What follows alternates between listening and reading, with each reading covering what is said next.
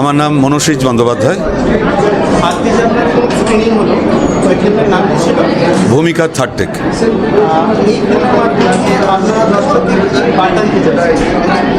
আসলে দর্শককে আমাদের বার্তা দেওয়া ছিল এটাই যে আসলে আমরা জীবনে সবসময় খুব সহজ অঙ্কগুলোকে মিলিয়ে নেবার চেষ্টা করি।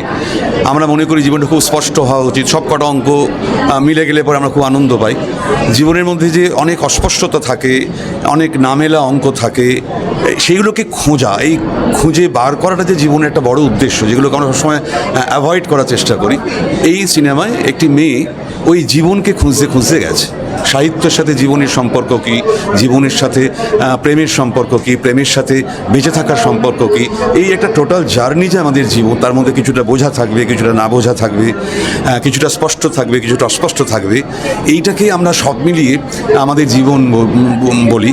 মানুষের কাছে এই বার্তাই আমার দেবার যে আজকের একটা দিনের প্রত্যেকটা মুহূর্তই যখন এক নয়, তাহলে একটা ছবির গল্প কী করে এক হবে, জীবনের রঙগুলো তো আলাদা আলাদা হতেই হবে।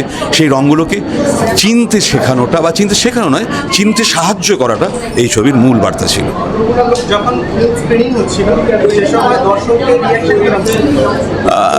একটু একটু বিরক্ত হয়েছি, খুব সত্যি কথা বলতে কি, কিন্তু জানি আমি, আমার বলারও কিছু নেই। একটা তো ঘটনা সত্যি কথা যে সব ছবি সকলের ভালো লাগবে এমন কোনো কথা নেই, এর কোনো বাধ্যবাধকতা নেই। প্রত্যেক মানুষের আলাদা টেস্ট থাকে, আলাদা রকম ভালো লাগা থাকে। তো সেক্ষেত্রে ঠিকই আছে একটু, কিন্তু ওভারঅল ভালো ছিল। বেশিরভাগ মানুষই দেখেছেন, কয়েকজন একটু তাড়া ছিল, একটু ফোনটোন ছিল, আদারওয়াইজ ভালো, খুব ভালো লেগেছে, বেশ ভালো লেগেছে। আমাদের নভেম্বরে পরের ছবির শ্যুট তৈরি করছি। এই ছবিগুলো বেশ কয়েকটা ইন্টারন্যাশনাল ফিল্ম ফেস্টিভ্যালে গেছে, অলরেডি অ্যাওয়ার্ডও পেয়েছে, উইনারও হয়েছি। আরও কিছু স্ক্রিনিং বাকি আছে, আর কিছু ফিল্মের আপনার রেজাল্ট এখনও আসা বাকি আছে। সো আমাদের আশা আছে যে পরবর্তী ছবিটা একটু যত্ন করে করবো, একটু ভালো করে করবো, একটু প্রস্তুতি নিয়ে করবো, এটাই। এই ফিল্মটা করতে অনেস্টলি আমাদের প্রায় 2.5 মাস সময় লেগেছে। মানে আমাদের খেপে খেপে শুটিং করতে হয়েছে, বিকজ আমাদের কোনো প্রডিউসার থাকে না। আমাদের নিজেদের টাকা জমিয়ে 4 দিনের শ্যুট হলো, আবার সেটা হওয়ার পর এই করতে করতে মোটামুটি শ্যুট করতেই প্রায় 1.5 মাস, 2 মাস লেগেছে। তারপর আপনার পোস্ট প্রোডাকশন যে কাজগুলো রাখে 2.5-3 মাস লেগেছে। আমরা দেখেছি যে অনেক ফিল্মমেকারের স্ক্রিনিং আছে যা মোবাইল আছে, না আমাদের মোবাইল ছবি না, আমাদের ক্যামেরা। Thank you. আমি আবার একবার মানে আমার কৃতজ্ঞতা এবং ধন্যবাদ জানাচ্ছি দুর্গাপুর ইন্টারন্যাশনাল ফিল্ম ফেস্টিভ্যালকে। এটা 11তম বছর দেখতে দেখতে হয়ে গেল। তো আমাদের মতো এরকম অভাগাদের এরকম একটা স্পেস দেওয়ার জন্য, স্ক্রিনিং করবার, এতে নতুন ছেলেমেয়েরা যারা মানে ধরুন ঘরের টাকা দিয়ে সিনেমা বানায়, পাগলামো রয়েছে, তাদেরকে এই স্পেসটা দিতে পারার জন্য তারা আরও কাজ করতে চাইবে। এটা আমার খুব ভালো লেগেছে, খুব ভালো লেগেছে। Thank you, welcome. আমি জীবন শাহাদাত, একদম স্বাধীন চলচ্চিত্র নির্মাতা ফ্রম বাংলাদেশ। আমি বাংলাদেশের ঢাকা থেকে এসেছি।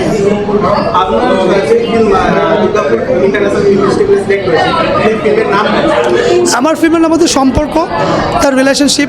এই ফিল্মটা প্রয়াত কবি তারেক মাহমুদের কবিতা পুরনো ভাষা ছেড়ে যাওয়ার সময় এই কবিতা থেকে অনুপ্রাণিত হয়ে বানিয়েছি।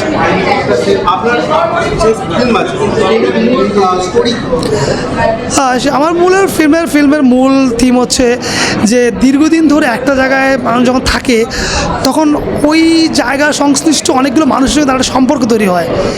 সেই জীবন জীবিকার তাগিদে যখন আমরা সেই জায়গাটা ছেড়ে চলে যাই বা সেই বাড়িটা ছেড়ে চলে যাই, তখন ওই সম্পর্কগুলোকে ফিল করা, ওদের প্রতি যে ভালোবাসা, এই ছেড়ে যাওয়ার বেদনাটা তখন আমি ধরার চেষ্টা করেছি।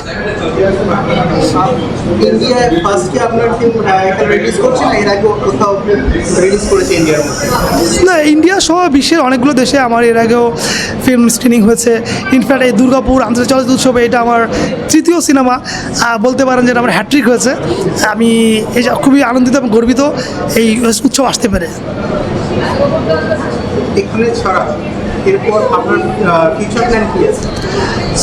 আমার ফিউচার প্ল্যান হচ্ছে যে আমি পৃথিবীর যত জায়গায় বাংলা ভাষাভাষী মানুষ রয়েছে তাদের কাছে বাংলা চলচ্চিত্রের প্রচার প্রসার, বিকাশ ও মাননের লক্ষ্যে কাজ করতে চাই, এবং আপনাদের সবার সহযোগিতা, অনুপ্রেরণা আমার জন্য শক্তি। আসলে বাংলাদেশ থেকে এখানে আসাতে কোনো অসুবিধা হয়নি, হবেও না, কারণ আলটিমেটলি দুটো দেশ, আমরা বন্ধুপ্রতিম দেশ। আমাদের এই বন্ধুপ্রতিম দেশের এই মৈত্রী বন্ধন অটুট ছিল আছে থাকবে, মাঝখানে সাময়িক একটু যে প্রবলেম সেটা এক মানুষের শরীরে অনেক একটু জ্বর হয়, এটা ওই রকম ব্যাপারে এখন আমরা নতুন উদ্যমে ঝাঁপিয়ে পড়বো, আমরা সবাই মিলে ভালো কাজ করব, আমরা আমাদের এই বন্ধুত্বটাকে এগিয়ে নিয়ে যাব। शिवम कटारिया, आप कहाँ से आ रहे हैं? मुंबई। आपका यहाँ पे दुर्गापुर फिल्म फेस्टिवल में जो फिल्म सिलेक्टेड हुआ है उसका नाम क्या है? The doctor got viral. ये जो मूवी है ये दर्शकों को क्या मैसेज है? मूवी मैसेज ये दे रहा है कि मूवी एक सवाल पूछ रहा है, मैसेज नहीं दे रहा। सवाल जनता के लिए है कि क्या 2 मिनट के फेम के लिए हमको अपनी इंटीग्रिटी और मॉरल कंपस लूज़ कर देना चाहिए, क्योंकि आजकल लोग फेम के लिए 2 मिनट के फेम के लिए बहुत कुछ करते हैं। और मूवी का जो सेंट्रल थीम है वो ये है कि it explores the moral transformation of a character when put under extraordinary circumstances. जो स्टोरी है इसका मूल चरित्र कौन सा है? डॉक्टर का ही है? जी, जो स्टोरी टेलिंग है इसका बेस्ट कैरेक्टर कौन सा है? डॉक्टर का ही है? जी डॉक्टर का ही है। मेल नर्स है एक्चुअली, मेल नर्स। आपका फ्यूचर प्लान क्या है?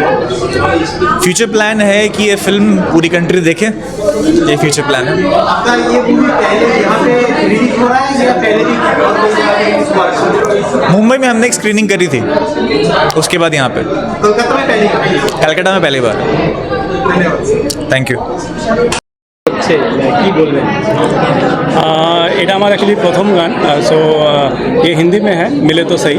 एंड ये एक शॉर्ट फिल्म का एक्चुअली टाइटल ट्रैक है, और ये गाना this song is about actually the unspoken emotions and the lost stories of our lives. So मुझे लगता है हम लोग हर किसी की ज़िंदगी में ऐसा होता है कि कुछ ना कुछ छूट जाता है, कुछ ना कुछ हो नहीं पाता। So I think this song will connect you to your story, to my story, and to everybody's story. It's totally attractive in youth generation. So what kind of message? Message actually it's a very classical storytelling. Message is like कि हमें कभी कभी we have to accept the destiny's decisions. हर चीज़ हमारे हिसाब से नहीं चलती, कुछ चीज़ें हमारे कंट्रोल के बाहर होते हैं। सो उसके लिए फाइट करना या उसके लिए दिल टूट के रहना ज़रूरत नहीं है। आप you can move on, you have to accept those realities, those destiny's decisions, and you move on. Kanchan KD.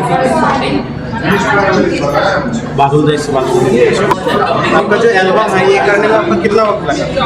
Actually मैं तो बहुत ज़्यादा टाइम नहीं दे पाता हूँ डेडिकेटेडली इस चीज़ के लिए, तो थोड़ा टाइम निकाल के मैंने किया है। So it took around 3 to 4 months for me to actually create, to record and then post production. तो सारी चीज़ मिलके मुझे लगता है इट्स अराउंड 3.5 months। ये पहली बार हुआ है रिलीज हो रहा है या इससे पहले भी एक बार रिलीज हो चुका है? नहीं, ये अभी तक रिलीज़ नहीं हुआ, कल रिलीज होने वाली है। So this is my first debut song. So एकदम इनिशियल स्क्रैच से शुरू करके सारा चीज़ किया हुआ है। So it's a very brand new song, तो अच्छा लगेगा। एक डिफरेंट फ्लेवर है, एक डिफरेंट टच है, मुझे लगता है इमोशनल है, सोलफुलनेस है। सो आई थिंक सबको पसंद आएगा। आपका फ्यूचर प्लान क्या है? ये तो अभी let's see how it goes, ये गाना कैसा सक्सेस होता है। And obviously I will continue, but will continue with another genres also. So let's see how it goes.